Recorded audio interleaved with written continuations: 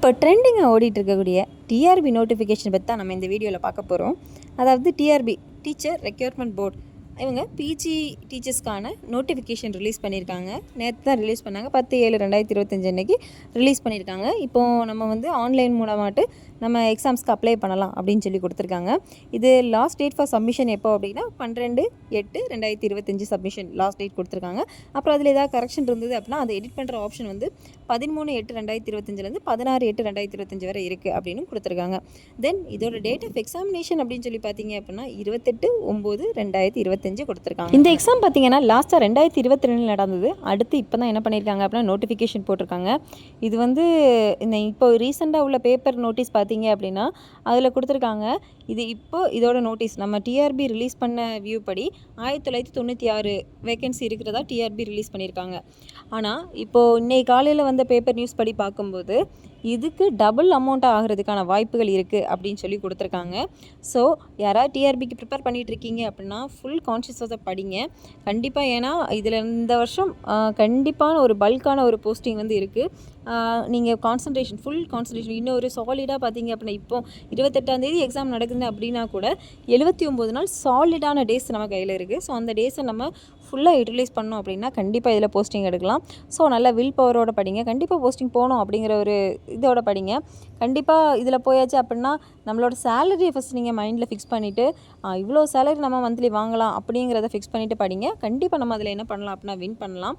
அடுத்து இதில் ஒரு முக்கியமான விஷயம் என்ன அப்படின்னா அதாவது படிக்கிறது 28ஆம் தேதி 28/9/2025 எக்ஸாம் அப்படின்னு ஃபிக்ஸ் பண்ணியே படிங்க. அதில் எந்த கன்ஃபியூஷனும் வைக்க வேண்டாம். நல்ல ஃபுல்லாக 28ஆம் தேதி எக்ஸாம் அப்படின்னு சொல்லியே படிங்க. ஆனால் அந்த டேட்டில் சேஞ்சஸ் வர்றதுக்கான வாய்ப்புகள் அதிகம் அப்படின்னு நான் ஃபீல் பண்ணுறேன். என்ன விஷயம் அப்படின்னா அந்த டேட்டில் தான் டிஎன்பிசி என்ன பண்ணியிருக்காங்க அப்படின்னா குரூப் 2 எக்ஸாம் வந்து வச்சுருக்காங்க. இது ஆல்ரெடி இன்ஃபார்ம் பண்ண எக்ஸாம் தான் டிஎன்பிசி இன்ஃபார்ம் பண்ண எக்ஸாம். அந்த எக்ஸாம் 28/9/2025 வச்சுருக்காங்க. அதே டேட்டில் தான் யாரும் வச்சுருக்காங்க, நம்ம டிஆர்பி வச்சுருக்காங்க.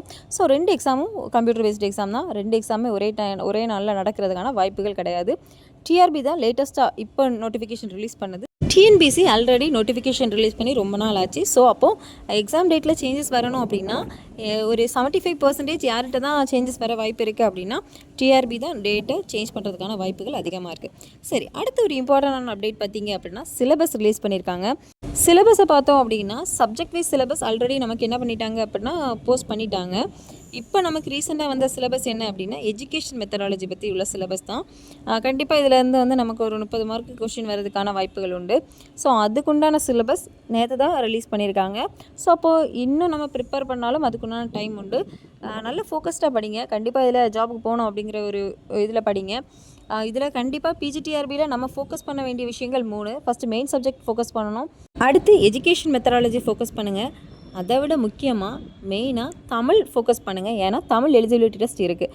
தமிழில் நீங்கள் பாஸ் ஆனால் மட்டும் தான் அடுத்த பேப்பர் என்ன பண்ணுவாங்க, வேல்யூ பண்ணுவாங்க. ஸோ கண்டிப்பாக தமிழ் எலிஜிபிலிட்டி இருக்கும். ஸோ நீங்கள் என்ன பண்ணுங்கள் அப்படின்னா தமிழை கான்சன்ட்ரேஷனாக படிங்க. தமிழ் கண்டிப்பாக கொஸ்டின் வரும். ஒரு வில் பவரோட படிங்க. நம்ம கண்டிப்பாக ஒரு போஸ்டிங் போகணும் அப்படிங்கிற ஒரு எய்ம் மைண்டில் ஃபிக்ஸ் பண்ணுங்கள். ஆம்பிஷன் ஃபிக்ஸ் பண்ணுங்கள். ஃபிக்ஸ் பண்ணிவிட்டு படிங்க. கண்டிப்பாக எல்லாராலையும் முடியும், உங்களாலேயும் முடியும், என்னாலேயும் முடியும் அப்படிங்கிற ஒரு கான்சன்ட்ரேஷனை கொண்டு வாங்க. இந்த வீடியோ உங்களுக்கு பிடிச்சிருக்கும் அப்படின்னு நம்புறேன். இந்த வீடியோ உங்களுக்கு பிடிச்சிருந்ததுன்னா லைக் பண்ணுங்கள், ஷேர் பண்ணுங்கள், கமெண்ட் பண்ணுங்கள், மறக்காமல் சப்ஸ்கிரைப் பண்ணுங்கள்.